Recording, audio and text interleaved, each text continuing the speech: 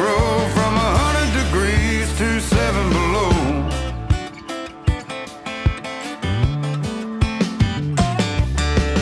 Working that dirt and planting that seed, it's hard on your back.